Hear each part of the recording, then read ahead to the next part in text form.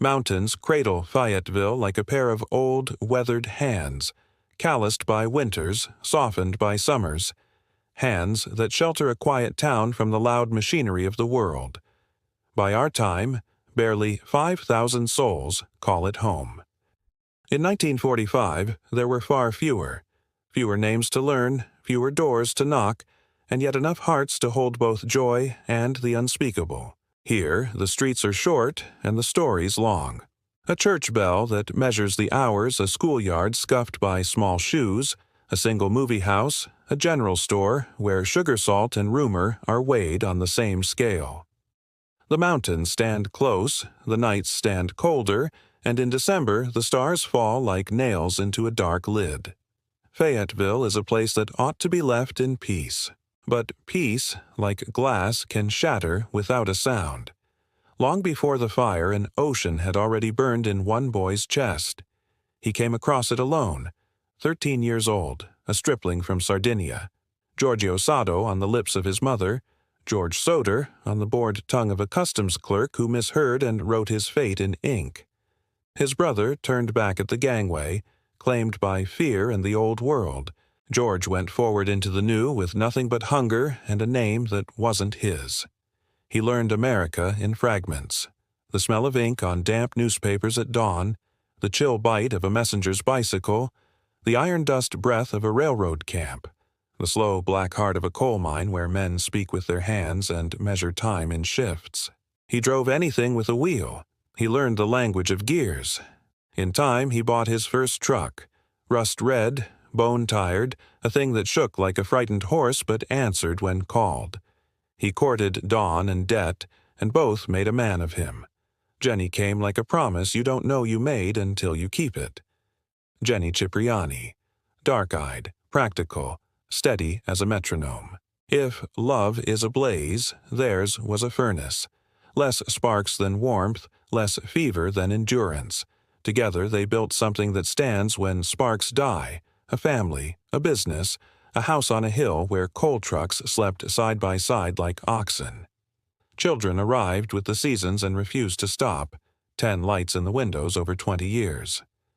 Jenny counted blessings with one hand and doses of medicine with the other. Every cough met with tea, every fever with patience. Church on Sundays, school on Mondays, chores always. George hauled coal. He hauled, too, a sense of belonging.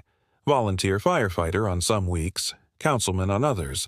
Sometimes a badge passed from hand to hand like a duty rather than a job. He laughed easily and held firm opinions like a door against the wind. He had wrestled life from emptiness and would not be moved. That winter of 1945, the eldest boy wore a uniform and a mother's worry. The youngest, little Sylvia, rode to sleep each night between her parents, 2 years old and all heat and heartbeat. Marion, 17, worked at a store in town and came home before Christmas with coins enough for presents.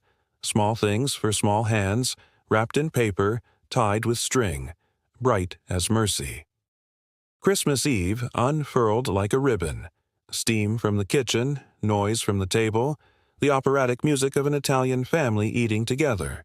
Jenny's hands talked as much as her mouth. George answered with the rough eloquence of a self-made man. Laughter piled up in the corners. By 10, George climbed the stairs, a man who woke at 4 and obeyed his own bell. Jenny followed later, after warning the children. Turn off the lights, lock the door when you sleep. Marion would see to it. Midnight is the hour when the world turns over. The phone rang. A bright, insistent insect at the dark edge of the house. Jenny patted down to answer. A woman's voice, unfamiliar. Behind it, music and laughter, the drunk clatter of someone else's party. She asked for a stranger's name. Jenny, who knew nearly every name in Fayetteville, did not know this one. Insults came quick and senseless. Jenny hung up. On her way back, she noticed Marion asleep on the sofa, tucked a plaid blanket over her shoulders, drew the curtains, found the front door unlocked, turned the key, and climbed to bed, satisfied missing the smallest thread whose tug can unravel a world. What woke her next was not a sound, but a thud you feel in the bone, something striking the roof and rolling, then another. and another. The mountains shed many things in winter: branches, cones, the slow, heavy fist of snow. She turned on her pillow and let the night have it. Smoke is a thief that enters politely. First a taste at the throat, then a sting at the eyes, until you try to breathe and realize breath is a currency you no longer own. Jenny reached for the lamp. Light bloomed. The room was already a gray sea. "George!" she said, and then she was shouting, and then he had Sylvia in his arms, and then the house itself was shouting in 1,000 bird tongues of flame. Out into the yard they spilled, night hammering cold nails into their lungs, the sky winched tight with stars. Marion ran from the sofa, another boy from his room. George counted and came up short. 5 still above. The stairs were burning. A single bright sentence that read, "No further." He broke a window with his fists and tried a different language. Cuts on the arms, smoke in the mouth, hair and eyebrows gone to cinder. But the house does not negotiate once it has chosen to speak fire. He ran for his ladder. It was always there, always. Winter knows the worth of ladders. It was gone. He ran for his trucks to back one to the eaves and climb. They did not start. Not one. He had bedded them down himself that evening, checked their hearts, turned them toward morning. Now their silence roared louder than the fire. Neighbors came like echoes. Calls were placed into the dead ear of night. The operator did not answer. The fire chief could not drive. Buckets met a God that does not drink. 40 minutes, and the house folded in on itself like a letter no one would ever read again. Only the stone chimney stood, an accusation against Sky. Morning brought uniforms and theories. Accidental fire, faulty wiring, 5 children dead upstairs, beyond help, beyond reach. Death certificates were signed on the first day of the new year, as if paper could instruct the heart to obey the calendar. George did not argue with grief. He argued with physics. He went where heat is honest, into a crematorium's low, iron-throated room, and asked the man who tended the flame what fire does to flesh. 2 hours, said the keeper. Then you grind the bones. He listed what remains: femoral heads, clavicles, jaws, skull fragments, the little fortresses of the fingers. Fire is strong, but bone remembers how to endure. And what of a wooden house burning at a fraction of a crematory's white rage? How then does fire leave plates intact, some wood half-chewed, and take 5 bodies down to rumor? Jenny had her own arithmetic. If the wiring had failed, how did the lamp answer when she pulled the chain? How did the porch lights shine while the house screamed? She kept her questions like hot coals in the pocket of her apron, taking them out when necessary, burning anyone who would be careless with answers. Letters found their way to the Soders as if grief had its own postal code. A woman wrote of a car she'd seen that morning. 5 children in the back, 2 adults in front, heading north. A bus driver spoke of fireballs in the night, arcing down onto the Soder roof like small, deliberate meteors. A waitress 50 miles out served breakfast to 5 children with faces that matched the ages of the missing. A hotel clerk 250 miles further watched a family arrive that fit too closely to be ignored. None of it was proof. All of it was weight. George raised a billboard by the road, a wooden prayer big enough for passing strangers to read, offering a reward first of 5,000, then of 10. The mountains watched, saying nothing. The state sent experts to sift the ash until ash became the only thing anyone could see. Bones did not appear. In winter, someone found a charred slab of meat. Cow's liver, not a child. Years later, in fill dirt under the ruins, vertebrae surfaced, human, old, unburned, borrowed from some other sorrow to steady the Soder's foundation. The bones that mattered most refused to be found. The FBI came at last, stirred by a whisper of interstate kidnapping. 2 years of knock and question, of maps and pins, of miles driven through the country's long silences. Every lead thinned to fog. Only the ache grew muscle. There were threats before the fire, left like nails on a road.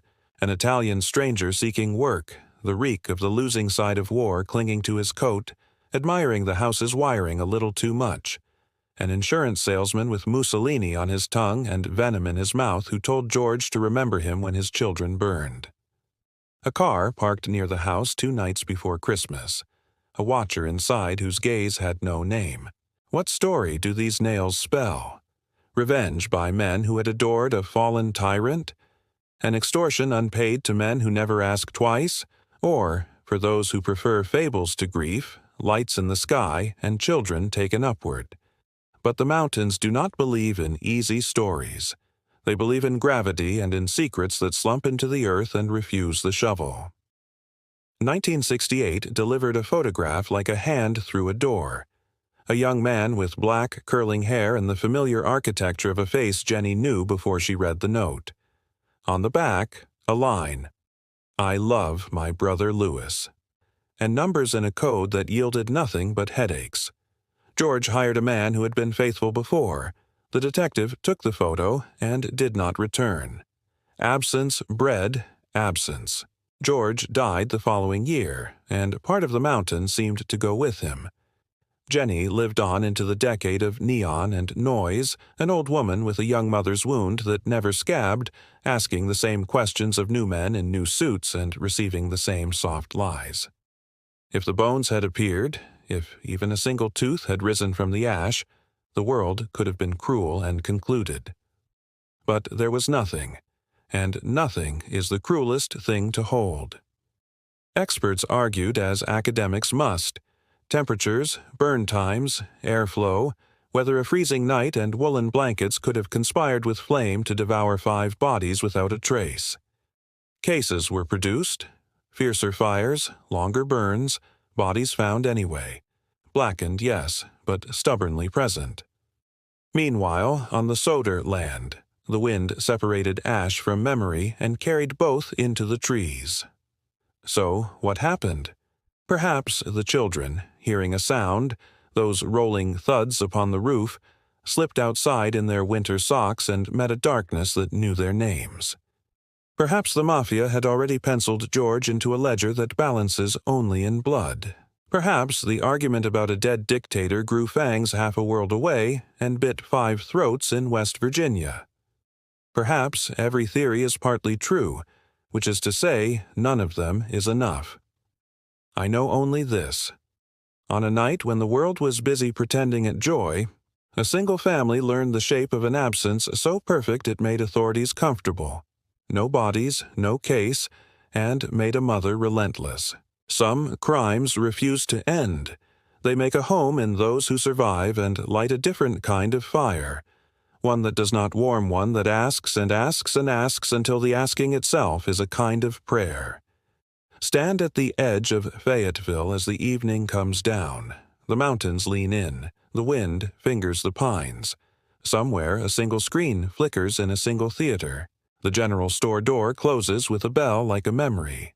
If you listen long enough, you might hear the clink of cups in a diner 50 miles away, the abrupt stall of a coal truck that should have started the ring of a telephone in a house that is no longer there. Or maybe what you hear are only the sounds a town keeps for itself. Quiet things a stranger cannot borrow. And yet, if you walk the road where George set his billboard, long gone now, and look up at the stars that look like nails, you might feel the same helpless holy fury that sustained him.